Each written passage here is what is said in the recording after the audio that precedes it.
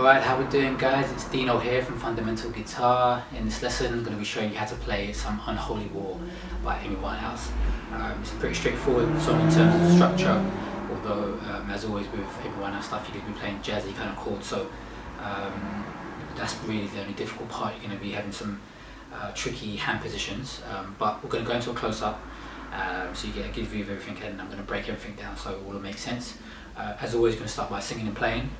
It's not going to sound great because it's a female vocal, so I'm going to be singing in the lower register, but I just want you to get an idea of the melody and hear how it fits with the chords there. So if my man was fighting some unholy war, I would be beside him, straight shook up beside him, with the strength he didn't know. It's you I'm fighting for. He can't look with me in tow. I refuse to let him go. At his side and drunk on pride, we wait for the blood. So you hear there, it's in the low register, but that's just an idea of how it all fits together. Let's go into a close-up now and start breaking everything down. Okay, so let me just start by running through the chords that we need for the first section. We want an A minor 7 to a B minor 7 flat 5, and then we want an E 7 chord. I'm going to break it all down for you in a sec. Let's just look at the timing. 2 bars of A minor 7 followed by a bar of B minor 7 flat 5 and then a bar of E7. That's our first 4 bars, okay? So 1, 2, 3, 4, 2, 2, 3, 4, 3, 2, 3, 4, and 4, 2, 3, 4. And that's repeated twice around, yeah? So in terms of with the melody, if my man was fighting some unholy war, I would be beside him. Repeats again, so street shook up beside him, with strength you didn't know. It's you I'm fighting for. So that's the transitions, that's how it fits together, right, with a close-up. Now let's break the chords down. So A minor 7, index finger going to get 6th string in the 5th fret, okay, and then we're going to skip the 5th, play the 4th, the 3rd, and the 2nd, pluck those strings 6, 4, 3, and 2. That's your A minor 7. So I'm playing it with the fingertips. I just find it easier, and I think it suits. It's better for this song. Again, all the information's in the description there, guys, for chords and song structure. So that's our first chord, A minor 7. I'm going to break it down by looking at the next chord, which we want a B minor 7 flat 5. So there's a clue in the name there. It's a B minor 7 chord with a flattened fifth note. Okay, so if we was to take that shape and slide it up, A sharp minor 7.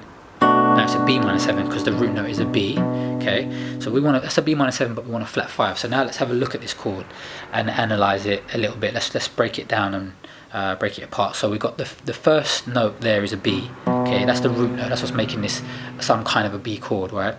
But it's a minor 7 chord. So there must be in all minor, to make a chord a minor, you flatten the 3rd. So there's a flat 3 in there, which is being played by the 3rd finger.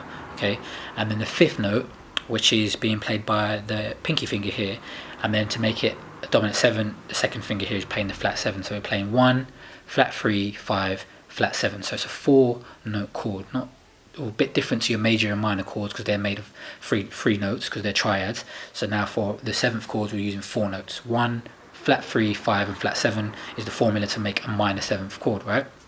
So now the chord we want is a minor 7 flat 5. So we want that pinky to be flattened. So whereas playing 2nd string 7th fret, we want it to now play 2nd string in the 6th fret. So it's a bit impractical with this fingering. You can't just slide your pinky back. So we're going to change the hand position and now play this shape, which is like an A minor with your 2nd, 3rd, and 4th fingers. 2nd finger being on the 6th fret. Okay, 2nd string 6th fret. So now you can see that's moved back, that's been flattened.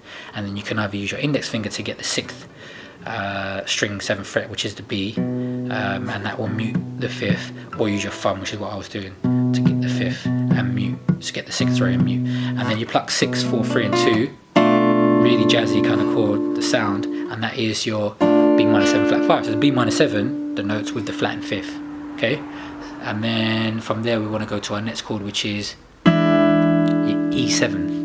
So the way I want to break this one down, guys, is if we was to take this all the way over to here and play this would be a C major chord, right? We're playing 1 3 5 from the major scale of C, and if you was to take this, turn this into a C7, your pinky could play the 3rd string in the 3rd fret, which is the B flat being the flat and 7th note in the scale of C, and it now becomes a C7, 1 3 5 flat 7. So that's the formula to make a dominant 7th chord, not a minor 7th chord, but a 7th chord. So 1 3 5, it's a major chord with the flat and 7th from the scale added in. So this is a C7. You could argue that we've taken out the 5th, the G, but it's not that important, to be honest. Right now the 3 is important because it's telling you whether it's a major or minor chord. The 7th is obviously very important because we need to know whether it's a dominant 7 or a major 7, and the 1 for us, because we're not playing in the band, we want to hear the root note. That's like what everything's based upon. So the 5th not being there is not a problem.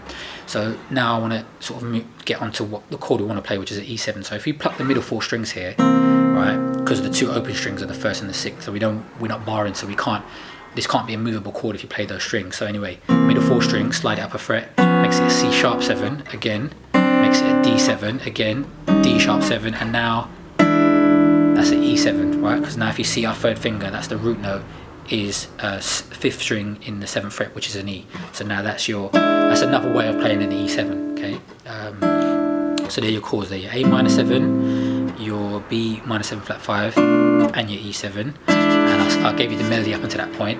Then you go into the next part, which will be he can lose with me in tow. Yeah.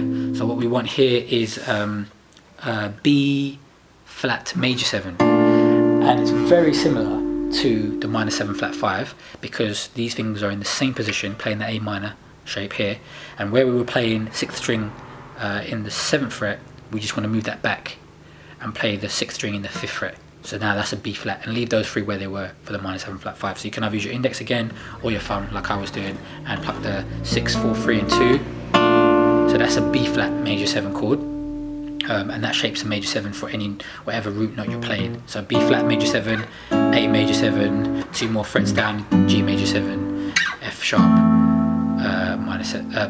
major 7, sorry, and so on and so forth. Okay, so that's our first chord for that section. We're going to go to an A minor 7, so we know how to play that, yeah? So we want to borrow that.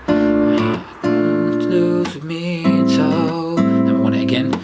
I refuse to let him go. So that's 4 bars. Okay, so now our next line, we want the same thing, B flat major 7, but at his side to a D minor 7, and drunk on pride. So we shouldn't have any problem playing that. Pretty typical bar chord shape. So that's 2 bars, and now we're going to go for a 3rd bar. We want a G minor, and then the last chord is going to be split between an F and an E.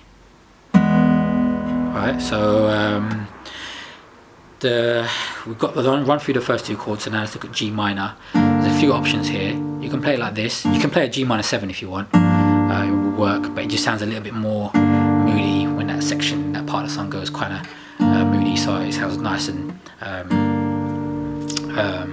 it just works. G minor. So I'm playing it like this, which is just basically, as I said earlier, that 2nd finger when you play a G minor shape like this is playing the flat and 7th.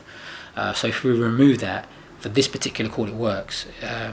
It opens up the D string, which is the 5th. So it's the same as what the pinky's playing. Yeah, so it's just doubled up. So we're still only playing 1 minor, flat 3 and 5. So that's what makes this a G minor chord. Yeah, so you can play it like that. You can play the minor 7, or you can play the G minor as a bar, which I'm not really a big fan of barring all the time. So I prefer to find easier ways around it. So for me, I play it like this. Okay, so that's for a bar, and then we're going to go to an F. So you can play the bar, but I'm plucking 6 4 3 and 2, so it doesn't really matter. I'm using the fingering for an F sharp, F minor 7, F major 7, sorry.